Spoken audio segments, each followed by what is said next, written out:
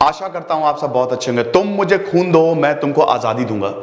सुभाष चंद्र बोस की तस्वीर, भाई देखो मैं तो यही मानता हूं कि सुभाष चंद्र बोस की तस्वीर सिर्फ नोट पे नहीं हर जगह होनी चाहिए। अरे यार क्या फ्रीडम फाइटर थे भाई, ये इनकी बायोग्राफी, कितने सारे मैंने लेक्चर्स लिए हैं सुभाष चंद्र बोस पे। तो यहाँ पे सेंटर से ये बोला गया है कि नेताजी की पिक्चर पे करेंसी नोट क्यों नहीं, करेंसी नोट पे नेताजी की पिक्चर क्यों नहीं है।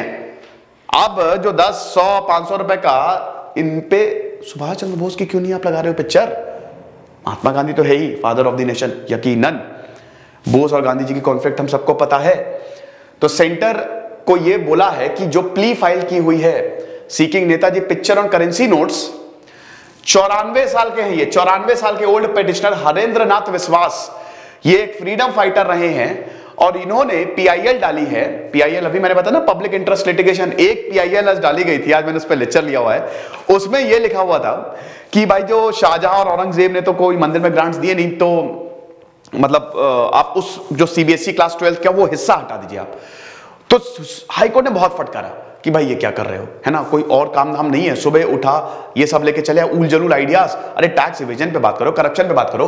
और एक है पीआईएल हमारे सुभाष चंद्र बोस की, कि भाई सरकार जो है ना वो नोट पे क्यों नहीं तस्वीर है सुभाष चंद्र बोस की। बिल्कुल सही बात है, बिल्कुल सही बात है। अभी तक भारत रत्न, मतलब अब क्या ही बताएं, खैर छोड़िए, उस पर हम डिबेट नहीं करते हैं।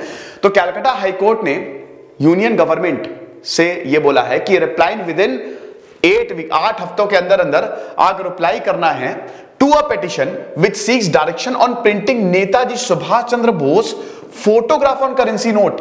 करेंसी नोट पे भाई जो हम करेंसी यूज करते हैं ना, इंडियन रुपया, तो उस पे सुभाष चंद्र बोस की फोटो दो ना, प्रॉब्लम क्या है, तो कर ना, बात ये है।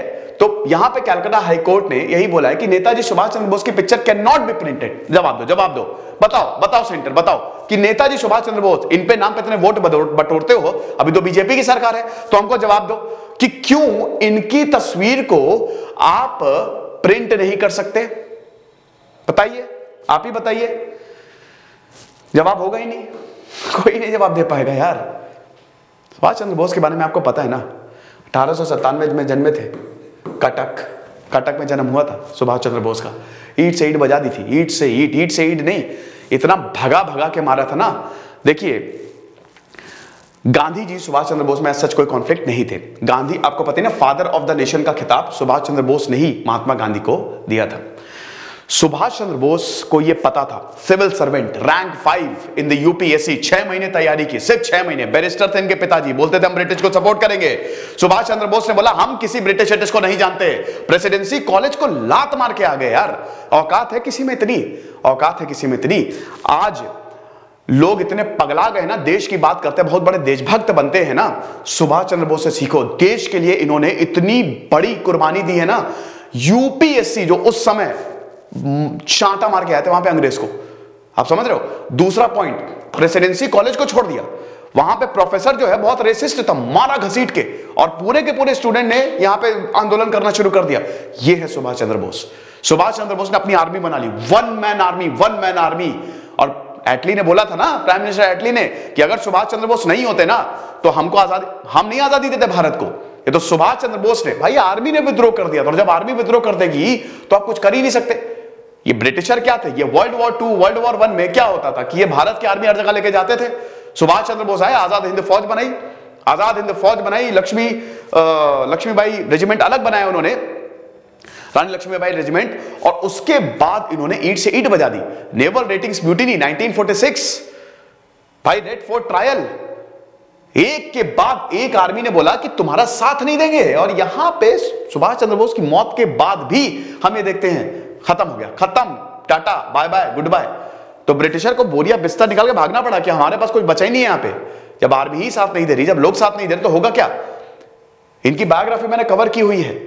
और आप मुझे बताइए कि क्यों इनका करेंसी नोट पे वो नहीं है। सुभाष चंद्र बोस को वैसा, जो देखिए ये एक most celebrated hero Subhash Chandra Bose and Bhagat Singh, है ना।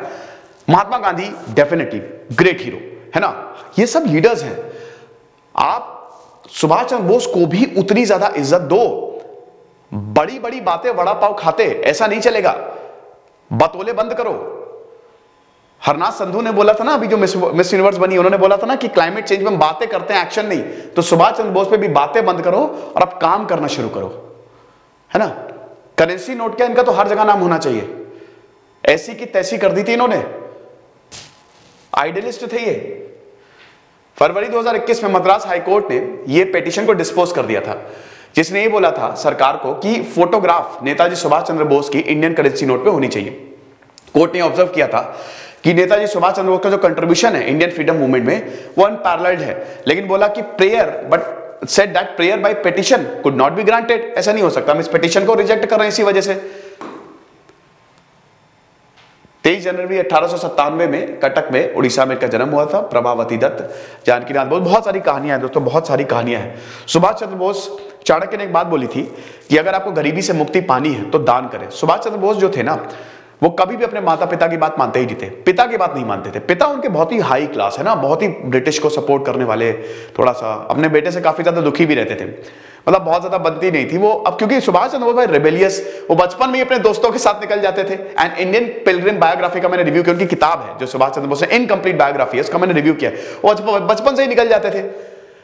पता है सुभाष चंद्र बोस क्या करते थे भाई, इनके सामने एक लेडी रहती थी, बहुत गरीब थी, हर दिन उनको खाना, उनका पूरा ध्यान खाना खिलाना, उनको सुलाना, यहां तक जो लाशें होती थी ना जिनका कोई अंतिम संस्कार नहीं करता था, वो सुभाष चंद्र बोस करते थे, वो सुभाष चंद्र बोस करते थे।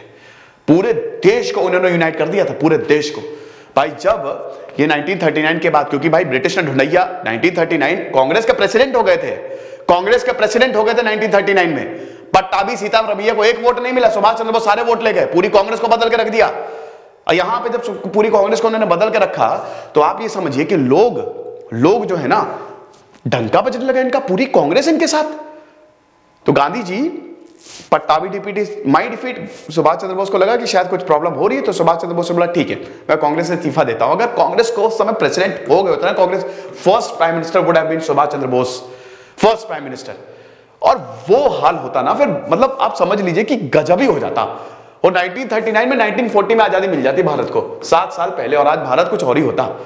हालांकि ये एक डिबेटेबल टॉपिक है, एक्चुअली मेरे इंस्पिरेशन है थोड़े से, तो मैं थोड़ा सा इसमें कैरिड अवे नहीं होऊंगा इसमें। लेकिन मैं आपको बता रहा हूं कि भाई उसके बाद जब सुभाष चंद्र बोस निकले, ठीक है, जापान गए, जर्मनी गए, हर जगह उन्होंने मदद मांगी, हिटलर से मिले। लेकिन सुभाष चंद्र बोस ना, जब भारत के लोग एकदम परेशान कि यार ये क्या हो गया, हमारा हीरो चला क्या गया, और जब रेडियो पे इन्होंने बोला है, उसके बाद लोग पगला गए हैं, लोग पगला गए हैं। जब इन्होंने रेडियो में 30 साल बाद जब सुभाष चंद्र बोस की आवाज सुनी, वो जोश आ गया ना कि कमाल हो गया। तो ये है, तो वही है कि स्कूलिंग इन्होंने वही Protestant European school, Stewart high school से की कटक में। ये सब मैंने देखिए, ये पूरा स्वामी विवेकानंद, रामकृष्ण परमहंस, इन सब की टीचिंग से। अरबिंदो घोष को, श्री अरबिंदो, भाई अरबिंदो का जो बहुत बड़ा इन्फ्लुएंस था पूरे कलकत्ता पे, ठीक है। तो ये चीज, अब 1920 में इन्होंने सिविल सर्विस इन्होंने 6 महीने पे पास किया था। उस समय लंदन जाके पढ़ाई करनी होती थी, तो वहां पे गए, 6 महीने में इन्होंने सिविल सर्विस निकाला और उसको घसीट के कंटाप मार के आ गए। वहां पे जो था, बताइए, चांटा मार दिया वहां पे। तो वही है कि एग्जामिनेशन, बट इन अप्रैल 1921, तो उसके बाद नेशनल टर्मोइल बहुत ज्यादा थी, ये आए और इन्होंने फिर ज्वाइन किया कांग्रेस। तो नॉन कॉपरेशन मूवमेंट को उन्होंने ज्वाइन किया, सबने ज्वाइन किया, जो कि महात्मा गांधी ने स्टार्ट किया था। महात्मा गांधी हीरो। 1920 में हर कोई, Bhagat Singh, including Bhagat Singh, Chandrashekhar Azad, everyone was with Mahatma Gandhi. सबको लग रहा था कि महात्मा गांधी लाएंगे आजादी, लेकिन 1922 में नॉन कॉपरेशन मूवमेंट विड्रॉ कर लिया गया।